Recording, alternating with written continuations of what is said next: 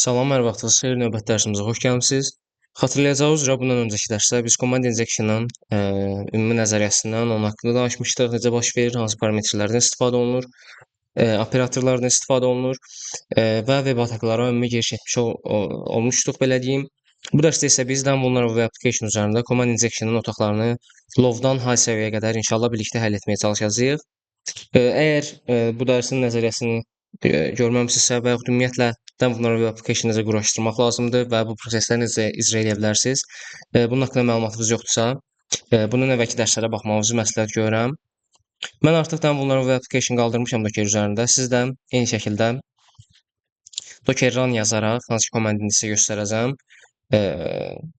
Vulnerable Application-ı qaldıra bilərsiniz, belə deyim. Docker run yazdıqdan sonra 80 yazaraq, daha sonra isə vulnerables, yəni belə eləyəm, yoxsa sudoku əmrini icra etməlisiniz. İlk olaraq root səlahiyyətində olmalısınız ki, siz belə deyim, bu əmri icra edə biləsiniz. Yəni Docker run, daha sonra bu əmrləri yazaraq icra edə bilərsiniz. Bu əmrlərin nə mənə gəldiyini bundan öncəki dərsdə qeyd etdiyim kimi izah etmişdik. Bundan öncəki dərslərdən birində. Yəni məlumatınız yoxdursa, bundan öncəki dərslərə baxmanızı məsləhət görürəm. Docker PS yazıram. Hal-hazırda məndə Vulnerable Application run olunduğunu və 80-ci portun 80-ci port üzərində calandığını görə bilərsiniz. Deməli, istəyirsiniz daha çox uzatmadan başlayaq. İlk olaraq mən gəlirəm burada çətinlik səviyyəsini DVWA security üzərindən low-a təyin edirəm. Burada nə edəcəyik? Burada bizim işimiz əslində komandları bir-birinə calamaqdır, belə deyim. Bir komand chain yaradırıq və nəticə əldə etməyə çalışırıq. Bizim ümumi tətbiqimiz bu işə yarayır. Biz bura bir IP adresi daxil edirik, daha sonra isə bu tətbiq edib həmin IP adresinə ping atır. İstəyirsiniz source code-a baxaq, prosesin necə baş verdiyini görək. Submit düyməsinə basdıqda bizdən request IP-ni alır, hansı ki bizim input formumuzdur bu. Buradan IP-ni aldıqdan sonra isə ping əmri icra olunur, hansı ki 4 dənə paket göndərilir və ondan sonra terminalda run olunan komandin outputu echo əmri vasitəsilə bizə göstərmiş olur. Gəlin heç nəsiz, yəni belə deyim, hücumu həyata keçirmədən prosesin necə baş verdiyini görək. Günün sonunda əsas məqsədimiz bizim nə olacaq? Düzdür, sizin bu otaqları həll etmək üçün reverse shell almanıza ehtiyac yoxdur, lakin biz bu otaqları həll edən zaman reverse shell almağa çalışacağıq, ən azından low və medium səviyyələrdə. Yəni beləcə sizin artıq müəyyən qədər reverse shell üzrə də praktikal yaranmış olacaq. Gördüyünüz kimi 8888 IP adresinə ping atdıq və pingin nəticələrini bizə göstərdi və ümumi paketlərin statusudur, time to leave-dir, eyni şəkildə nə qədər ping var, onu da detallı şəkildə bizə göstərmiş oldu. Yəni bizim ümumi belə deyim source'umuz belə olacaq və gördüyünüz kimi burada hər hansı bir blacklist yoxdur. Yəni bizi bloklayan bir sanitizasiya və yaxud belə deyim hansısa parametrləri bloklayan hansısa bir security mexanizmi yoxdur. Onun üçün mən burada hər hansı bir operatordan istifadə edərək digər əmrləri calaya bilərəm, belə deyim. Məsələn 888 yazdıqdan sonra HMI əmrini icra edərək hansı ki bu əmr nə deyir? Birinci əmr uğursuz olduğu halda ikinci əmri icra et, avtomatik olaraq uğurlu olduğu və yaxud uğursuz olduğu halda ikinci əmri icra et və gördüyünüz kimi bizdə birbaşa ikinci əmri icra etdi və CMD üzərindən, terminal üzərindən HMI əmrini icra edərək bizə geri dönüş vermiş oldu. Əslində biz yəni belə deyim, həll etmiş olduq beləcə otağı, lakin reverse shell hissəsində inşallah mən sizə göstərmiş olacağam. Reverse shell əldə etmək üçün biz nə edirik? Online toollar var, hansı ki revershells.com ən çox istifadə olunan toollardan biridir. Bunun üzərində biz Netcat vasitəsilə bir listener qaldıracağıq və buradan yaratdığımız payload vasitəsilə bir reverse shell əldə etməyə çalışacağıq. Deməli, gəlin ilk olaraq özümüzdən Netcat vasitəsilə bir listener qaldıraq. Gördüyünüz kimi LVMP düzdür. Bunun haqqında əslində bizim bir dərsimiz olmayıb. Lakin inşallah Netcat ilə bağlı da bizim irəliləyən dönəmlərdə bir dərsimiz olacaq. Həmin dərsi də gözləməyinizi məsləhət görürəm və yaxud hal-hazırda yüklənibsə də növbət dərslərdən ona baxa bilərsiniz artıq.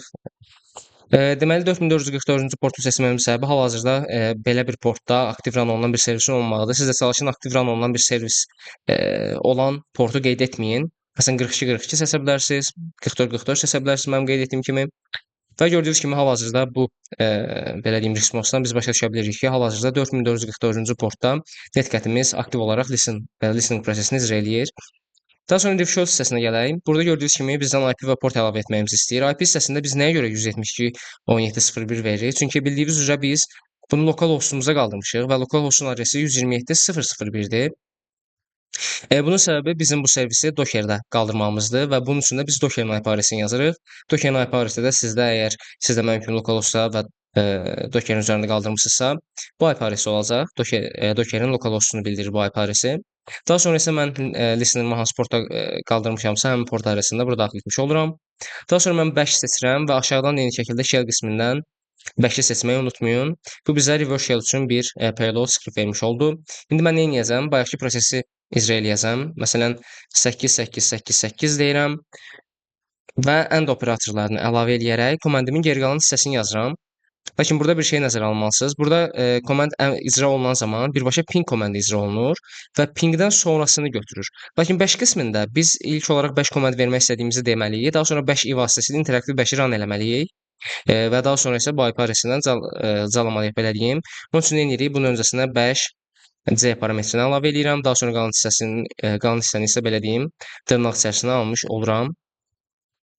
Bir daha təsdiqləyək, bəli, sınırımız run olur. Submit eləyən zaman biz burada reverse shell əldə etmiş olacağıq. Və gördüyünüz kimi artıq burada reverse shell əldə elədik və buradan bir çox əmrləri biz icra eləyə bilərik. Hostname icra eləyə bilərik, məsələn, uname. A əmrini icra eləyə bilərik və hədəf counter haqqında bütün məlumatları belə deyim əldə eləyə bilərik. Düzdür, bu interaktiv TTY shell deyil. Biz Python-dan, Ruby-dən və yaxud digər proqramlaşma dillərindən istifadə edərək burada daha sonrasında interaktiv shell də run eləyə bilərik. Lakin indiki vəziyyətdə buna ehtiyac yoxdur. Sadəcə bunu eləyərək biz artıq prosesimizi tamamlamış oluruq. Shell əldə etdikdən sonra Ctrl-C düymələri ilə shell dayandırmağı unutmayın. Əks təqdirdə burada digər prosesləri icra eləyə bilməyəcəyik. İzini həll etdiyimizə görə keçək artıq medium səviyyəsinə. Medium seçdim, submit elədim. Yenə eyni şəkildə command injection otağına qayıdıram və yenidən source kodu oxumaq istəyirəm. Baxın, gördüyünüz kimi burada artıq bir blacklist təyin eləyib və blacklistdə olan karakterlərin əlavə olunmağını bloklayıb burada. Hansı ki, burada bu operatorların bloklanmağını və bunlar yazıldığı təqdirdə boşluqla, hətta boşluqla da yox, ümumiyyətlə silməyini belə deyə bilərik, silməyini burada qeyd eləyibdir. Yəni biz əndən işarəsi daxil eləyəndə bu bir boşluqla əvəz olunacaq. Boşluq dediğimiz space nəzərdə tutmuram, yəni heç bir şeylə əvəz olunacaq, belə deyim. Və komandin qalan hissəsi də olduğu kimi qalır. Xatırlayacağınız üzrə bundan əvvəlki easy rumunun belə deyim source kodunda bir blacklist yox idi. Ona görə istədiyimiz operatordan rahatlıqla istifadə edə bilirdik. Operatorlarla bağlı məlumatınız yoxdursa, bir daha deyirəm, command injection-ın nəzəriyyəsinə baxmağı unutmayın. Bundan öncəki dərsdə o da. Buna baxdıqdan sonra isə bu otağa qayıtsaz, praktikdən daha rahat başa düşmüş olacaqsınız. İndi biz nə edəcəyik yaxşı? Gördüyünüz kimi bizim ümumi istifadə edə biləcəyimiz 7-8 dənə müxtəlif operator var. Burada isə sadəcə ikisini blokluyub. Biz bunun yerinə digər qalan operatorlardan da istifadə edə bilərik. Məsələn, 8888 yazıram. Daha sonra isə 2 dənə end operator yazmaq yerinə sadəcə bir dənə end operatorundan istifadə edirəm. Submit eləyən zaman görəcəyiniz üzrə nəticəni çıxarsın. Who am I əmri icra olunmadı. Bəli, who am I əmri icra olundu. Baxın, gördüyünüz kimi birinci who am I əmri icra olundu, daha sonra ping göndərildi. Gördüyünüz kimi bizə nəticə verdi. Yəni bu deməkdir ki, biz bu əmri problemsiz şəkildə icra edə bilirik, bu skripti və biz beləcə bunu reverse shell almaq üçün də eyni şəkildə istifadə edə bilərik. Gəlin, bayaqki komandimizi eyni şəkildə yazaq. Sadəcə bunu bir and işarəsi ilə əvəz eləyək. Təbii ki, bu operatorların hər birinin özünün xüsusi bir mənası var. Qeyd etdiyim kimi, bundan öncəki dərsdə biz bunu izah etmişdik. Listenerimizi eyni şəkildə yenə qaldırırıq və submit düyməsinə basdıqda görəcəksiniz ki, biz burada shell almış olduq. Yenə eyni prosesləri icra edə bilərik və interaktiv shell əldə etdikdən sonra protect şəklində eləyə bilərik. Təbii ki, bu mənim özümün lokal maşınım olduğum üçün çox bir məna kəsb etməyəcək. Lakin hansısa bir hədəf kompüterdə, hədəf sistemdə bunu test edirsinizsə, bu proseslərdən eyni şəkildə qeyd etdiyim kimi faydalana bilərsiniz. Bunu eyni şəkildə Ctrl-C-yə basaraq dayandırıram və çətinliyi artıq high səviyyəsinə təyin edirəm. Yaxşı, bəs görək burada necə bir sanitizasiya prosesini icra eləyiblər.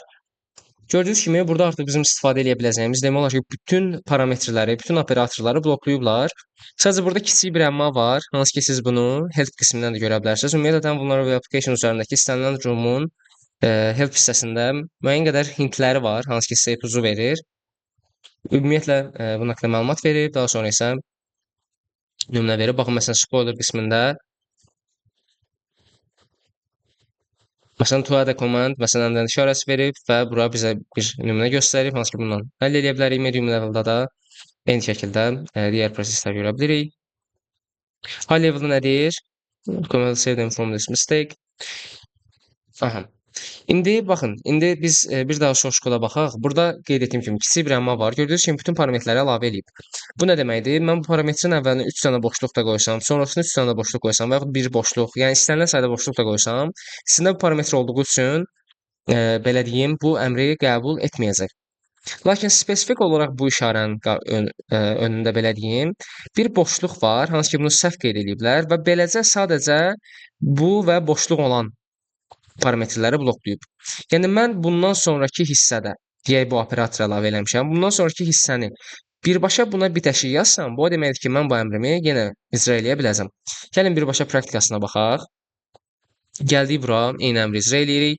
Məsələn, mən sizə göstərmək istəyirəm uğursuz halını, daha sonra isə uğurlu halına bir yerdə baxacağıq. Baxın, mən bu əmri icra eləməyə çalışsam, gəlin biz burada shell almağa çalışmayaq. Sadəcə bir default əmr icra eləyək, görək nə nəticə alırıq. Məsələn, who am I əmrini icra eləyə bilərik. Bunları silim.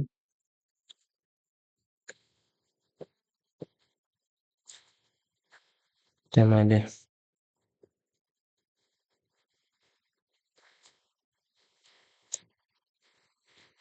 Bu parametri əlavə edirəm. Daha sonra isə who am I əmrini icra eləmək istədiyimi qeyd edirəm. Bunu da kopyaladım ki, daha rahat olsun növbəti hissələrdə. Baxın, who am I əmrini icra eləyən zaman sadəcə ping hissəsi run olunur. Geri qalan hissəni isə boşluqla əvəz eləyir. İndi nə edəcəyik? Baxın, sadəcə burada olan boşluğu siləcəyik. Hansı ki, yadınızdadırsa əgər, bayaq baxanda gördük ki, bu sadəcə bu boşluq olan, yəni bu operatoru əslində bloklayır. Və bundan sonra hansısa bir boşluq gəldikdə, məsələn, belə boşluq gəldikdə bunu da bloklayacaq və növbəti hissələrdə bloklayacaq. Sadəcə bitişik olduğunda bunu bloklamayacaq. Submit eləyirik. Və burada artıq görə bilərsiniz ki, who am I əmrimiz uğurla icra olundu. Command injection-dan əslində bu qədər. Command injection daha geniş praktikalar da var təbii ki. Lakin hələ ki Down Vulnerable Application üzərindən getdiyimiz üçün düşünürəm ki, bu qədər kifayət eləyəcək. Hansı ki biz reverse shell qisminə də baxdıq. Bunun haqqında da müəyyən qədər sizə məlumat vermiş olduq. Bu dərslik bu qədər. Növbəti dərslərdə inşallah görüşəndə.